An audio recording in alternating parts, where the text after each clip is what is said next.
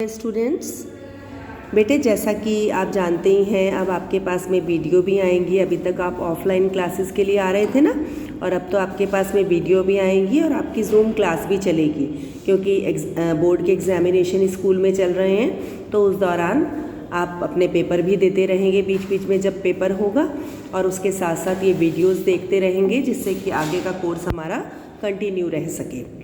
Class में हम grammar कर रहे थे, उस ग्रामर को ही आगे कंटिन्यू करते हुए मैं चैप्टर नंबर 17 यहाँ पर एक्सप्लेन करूँगी। चैप्टर का नाम है पदबंध तथा वाक्य, जो स्क्रीन पर आपके सामने है।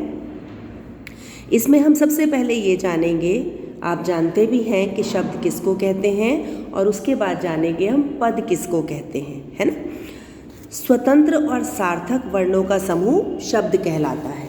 मतलब जैसे कमल, पानी, नमन, ये क्या हैं? हमारे शब्द हैं। और जब यही शब्द वाक्य में प्रयोग किए जाते हैं तो इन्हें हम पद कहते हैं। तो क्या हुआ? स्वतंत्र तथा सार्थक वर्णों का समूह शब्द कहलाता है। जब ये शब्द वाक्य में प्रयोग किए जाते हैं तो इन्हें पद कहते हैं।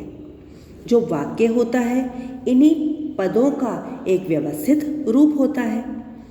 वाक्य में आया हुआ हर पद कुछ ना कुछ कार्य करता है, उसका अपना कुछ ना कुछ अस्तित्व होता है, वो वाक्य को कुछ ना कुछ अर्थ देता है, और ये कार्य क्या होता है? उसका व्याकरणिक कार्य होता है।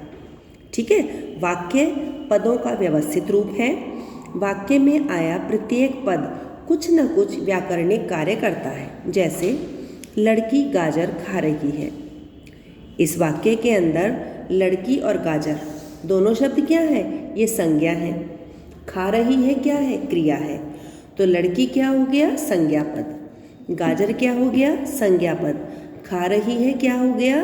क्रिया पद। ठीक है ना।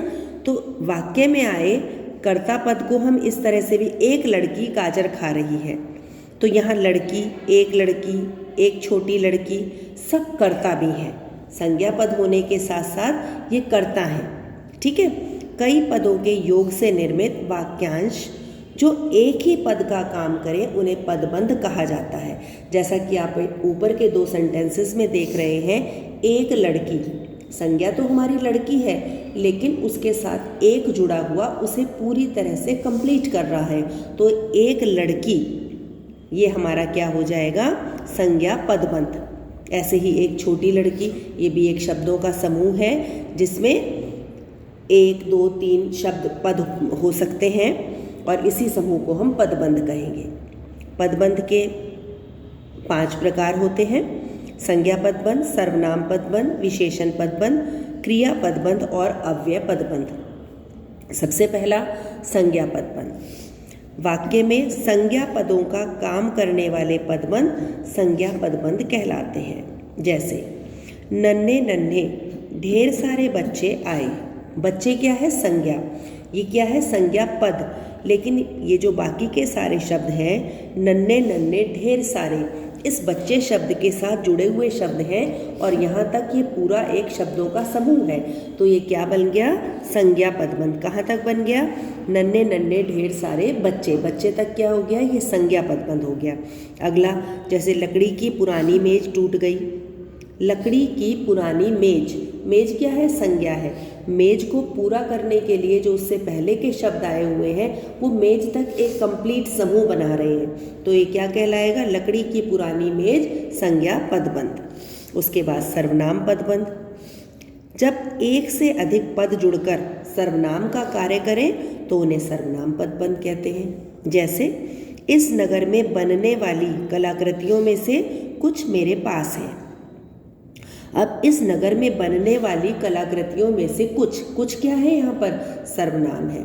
और इससे पहले जितने भी शब्द दिए हैं, इस नगर में बनने वाली कलाकृतियों में से, ये क्या है? उस कुछ शब्द को ही आइडेंटिफाई कर रहे हैं, उसका पूरा एक ग्रुप है, तो ये क्या बन गया? सर्वनाम पदबंध।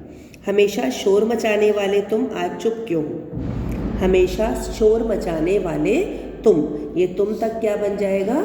सर्वनाम पदबंध। ऐसे ही नंबर 3 पर विशेषण पदबंध। जब एक से अधिक पद जुड़कर विशेषण का ही काम करें तो वो क्या कहलाते हैं? विशेषण पदबंध। जैसे ये सब कलियां नन्ही, कोमल, लाल, नाजुक है। नन्ही, कोमल, लाल, नाजुक, ये क्या है?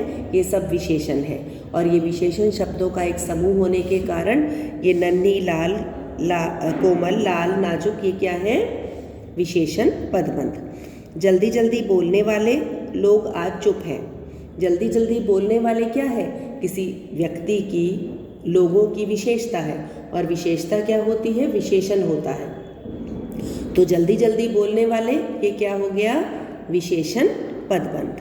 आज हम यहीं तक पढ़ेंगे और कल मैं आपको क्रिया पदबंध, अव्यय पदबंध और वाक्य आगे कंटिन्यू करूँगी। आज के लिए इतना ही।